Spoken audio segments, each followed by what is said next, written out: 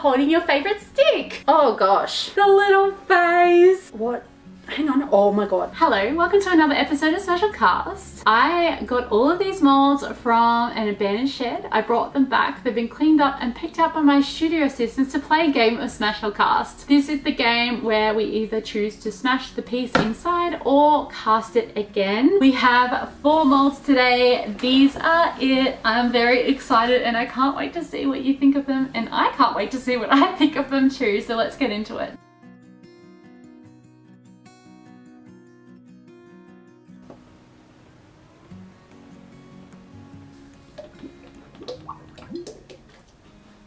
This time with the Smash or Cast, Smash kind of has a double meaning, and not to confuse you too much, Smash is still Smash. I won't personally use it for my art making, but Smash might still be kept in a way because I might keep it for painting and pottery so other people can paint them instead, but Smash will still mean that I don't want to use it, but I might just keep it for other people that might enjoy painting it. So let's get into it. I'm excited and I hope you're excited as well. Okay, first one. Kind of looks a bit homemade, this one actually. It stayed in the top. I can't see it. What is that? That's not a hand, is it? Is that a hand? Kind of looks like someone doing this. Like punching. It was like someone doing this because I'm looking at it from an angle I didn't think it was punching. Maybe they're fist bumping. It kind of looks like a fist bump. It's a fist bump or a punch, whatever you... Oh, actually, hang on. They look like they're trying to get a jab in. I don't know. It's a hand. It's a hand. Not a creepy cool witch's hand, but a fist that maybe is like a solitude. Actually, now I'm thinking about it, I'm like, that's weird. Why would you cut your hand? Not weird, just not something I would pick out. But now that I'm thinking about it, I'm thinking that this could be quite cool as like a solidarity statue for like, I stand up for this. This is just more a broader commentary on hand signals, is that how amazing are human beings that we have all these amazing and different ways of communicating. In particular, how one hand symbol could mean so many different things. And even with sign language in itself, is that the language diversifies from country to country depending on where you live. But I was just thinking, this humble little motion, depending on which way you look at it, like it might be like this, it might be a fist pump, it might be like a... Did you need a demonstration? Because you just got one. It might be a punch. There's another demonstration for you. But it could also be like a solidarity, like I stand with you, or like a party. I don't know. It's kind of cool that there's so many different purposes of this one hand motion. I'm just trying to think of what I would do with it. And to be honest, in my art, I wouldn't really have much use for it. It can't really be used for a ring holder. It would more be like just a statue. Maybe a wall hook, so you put your like coats on it and stuff, or a scarf. That could be cool, like a little row of like fists. That would be pretty funny. Imagine walking to someone's houses and they've just got like this on the wall. I actually don't think many people would want to paint this either, but I could be wrong. You might want to paint it for a movement or something. Oh, it looks like there's a hole in here. Maybe it's meant to hold something. There's like a circle. There's a circle down there. Maybe you put like a stick in it. A stick. This is for holding your favorite stick. It could be for holding a flag up or something.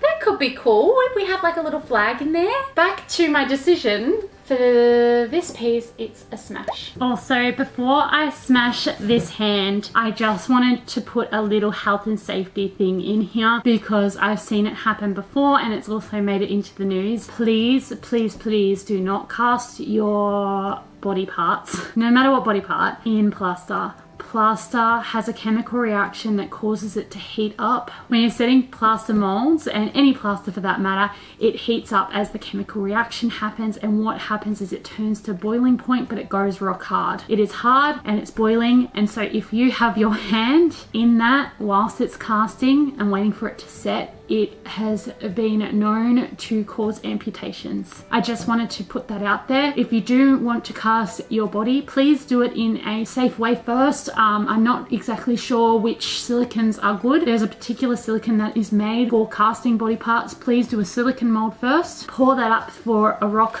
hard thing, whether that be concrete or something else, and then cast that prototype in the plaster. Please you don't need to lose body parts if you don't have to. So yeah, that's my little safety bit. Please don't put your body parts in plaster. Here we go.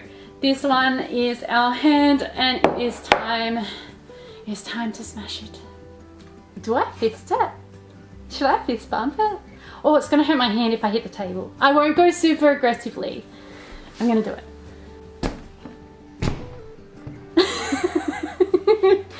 I feel like I would have missed an opportunity to punch the punch hand. If I did it any other way, it would have been silly.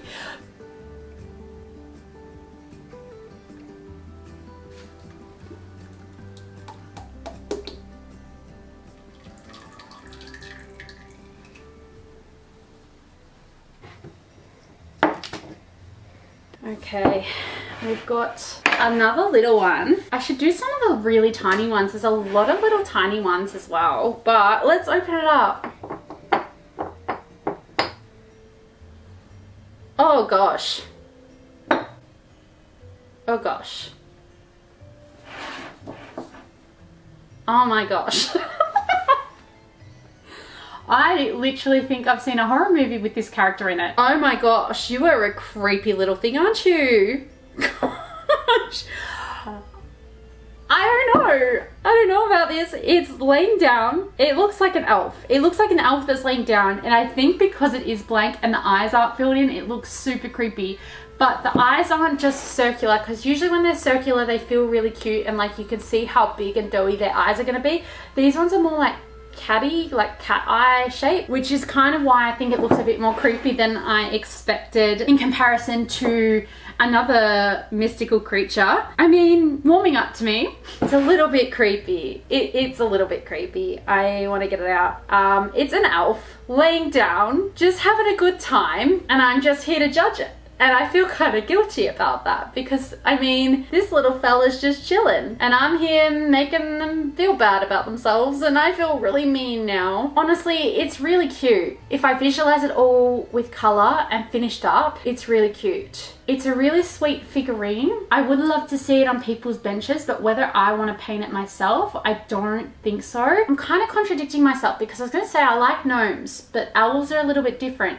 I think it might be their pointy ears. I'm not really sure. Elves, maybe because they've got more of a mischievousness about them, but so do gnomes. So I'm kind of contradicting myself with everything I'm about to say. I just feel like, oh, though with elves, it could be a cute little elf on the shelf. It could be a cute little elf on the shelf. I know it's not the same kind of elf on the shelf, but it's like elf laying on the shelf. Elf on holidays. Elf at the pool. Elf paint me like one of your French girls. This one's a hard one. Now, because of paint your own pottery, I'm actually leaning towards smashing it because I think that this one will be a really fun one at Christmas time for paint your own pottery sessions, but I just don't think it's for me. But it's like a half smash. It's like I'm not going to use it, but I'm still going to pour it for the paint your own pottery. I'm not going to use you. Someone else will love you though. It's a smash. Creepy little gremlin elf. It's not super creepy. I just, some of these are really hard.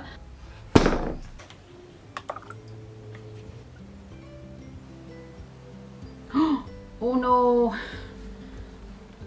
Oh no. How's that leaking? I need to get some clay. Alright, that's better than nothing.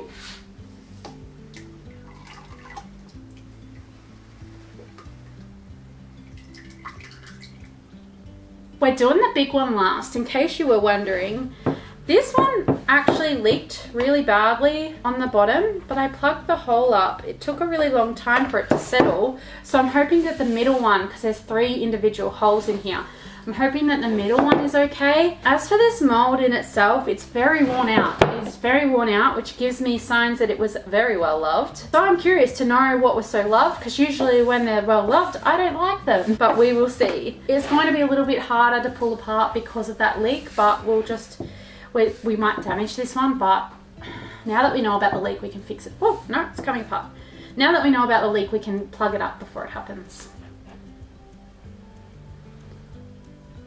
What? Hang on. Oh my god. It goes this way. They look like ice creams. I thought they were ice creams, but they're not ice creams. They're something else. I have seen these before when I revealed that the frogs from Mystery Mould Season 2, Episode 1 were called plant tenders, and we worked out that they were actually a tender to let you know whether you needed to water your plants. They were ones that were actually electric ones, but when I was doing my research on these from everyone's help in the YouTube comments, I came across another plant tender design, and we have just found it.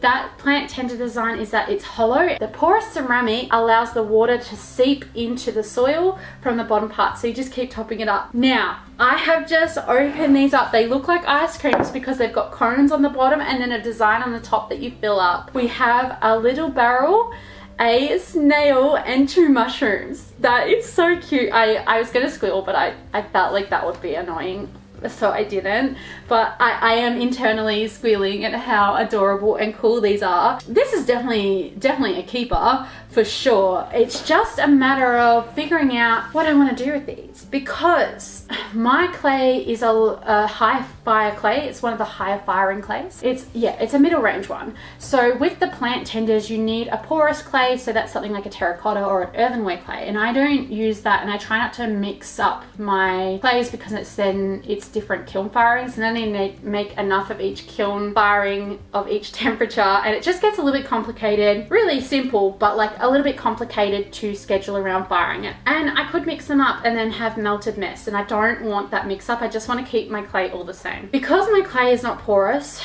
the system of like these plant tenders and how they will work won't work because it's not a porous clay that I use. I am actually thinking, instead of using them as a plant tender, I'm thinking it would be really cool to actually keep them so that they go in the garden, but put a little like dip bowl in them and make them little bee waters. And so like just put a little like hoopy doop in there so that they can come have a little sip. That's what I'm thinking, just to overcome that barrier of my pieces not being porous. But I'm wondering if I biscuit and then fill it with water, whether it would then be porous, and then I could use some kind of like low firing glaze on it, and then it would keep the porousness about it. That might be a way around it. See, imagine that in your garden. And then the little bees drinking from it. Is that not the most perfect addition to the garden? It makes me so happy. This is the one that leaked. Oh my gosh, that was a weird noise. That was so weird. Oh, look at the little face. Oh my gosh. I just want to squeeze you. Oh my god. That is adorable. That got better. I'm glad I pulled it out because I am very happy. I want these in my garden, if it wasn't clear already. This one is a cast again. That didn't sound good. Hopefully that filled up.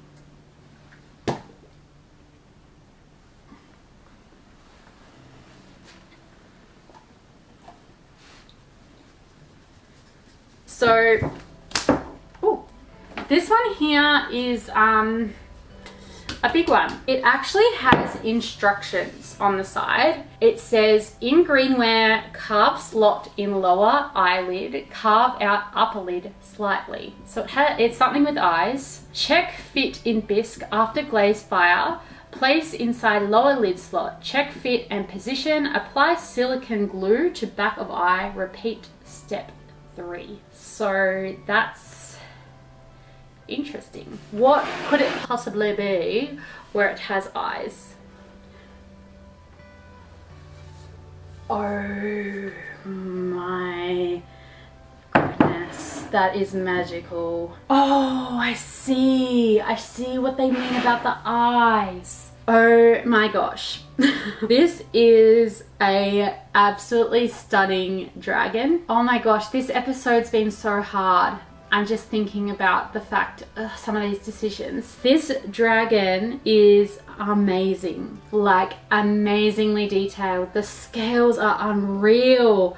The wings, the detail, the face, the character, it feels like a beautiful mystical being that just wants the best in the world. Actually, one of my favorite movies, animated movies, is The Last Dragon. What's it called? Maya and the Last Dragon? I'll have to double check, but I watch it all the time. I don't even know the name of it. It's just like the last dragon, and then they all have a piece of the rock, and then they all steal the rock, and the world falls apart because everyone's angry at each other, but then the dragon brings everyone together. And it's a really nice movie, and I really like it. I actually think I had one of these. I swear I had it, or someone in my family had it. Oh, do you remember when like statues like this had like a chokehold on everyone in the 2000s? They're like the dragons and like all the like mystical wizard and witch figurines. Oh, I'm scared to pull it out. I'm scared to pull it out because it's very thin and it's not dry enough, but I need to see it.